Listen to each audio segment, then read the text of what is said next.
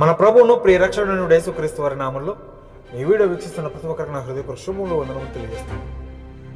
నేను చాట్ జీపీటీని ఒక క్వశ్చన్ అడిగాను. ఏంటంటే, ఎన్ని దేశాలు బైబిల్ను నిషేధించాయి అనేటువంటి క్వశ్చన్ అడిగాను. చాట్ జీపీటీ ఇచ్చిన సమాచారం ఈ రీతిగా ఉంది. బైబిల్ను నిషేధించిన లేదా కఠినంగా నియంత్రించిన దేశాల సంఖ్య సమయానుసారంగా మారుతూ ఉంటుంది. కొన్ని దేశాలు పూర్తిగా నిషేధించకపోయినా ప్రజలు బైబిల్ చదవడం, దానిని కలిగి ఉండడం లేదా ఇతరులకు పంచడం మీద గట్టిగా ఆంక్షలు విధిస్తున్నాయి.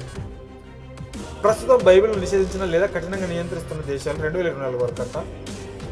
పూర్తి నిషేధం ఉన్న దేశాలు: ఉత్తర కొరియా. బైబిల్ కలిగి ఉండడం అత్యంత తీవ్ర నేరంగా పరిగణించబడుతుంది. పట్టుబడితే శిక్షలు, జీవిత కారాగారం లేదా మరణశిక్ష కూడా అంట. Saudi Arabia. ప్రజా ప్రదర్శనలకు అనుమతి లేదు, ఖచ్చితంగా ఇస్లాం మతాన్ని అనుసరించాలి.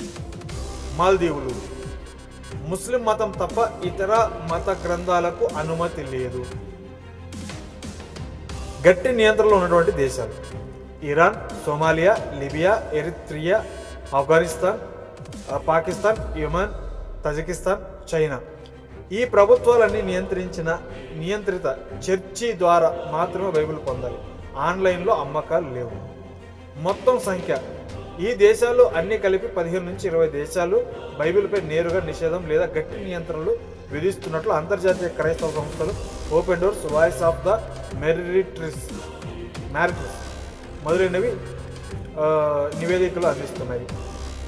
సమాచారం మూలాలు ఇచ్చే వాళ్ళు ఎవరంటే open doors, world watch list, United States commission on international religious freedoms అంట. ఈ రీతిగా మనకి అందించడం జరిగింది చాట్ జీపీటీ. దేవునికి మహిమ కలుగును గాక.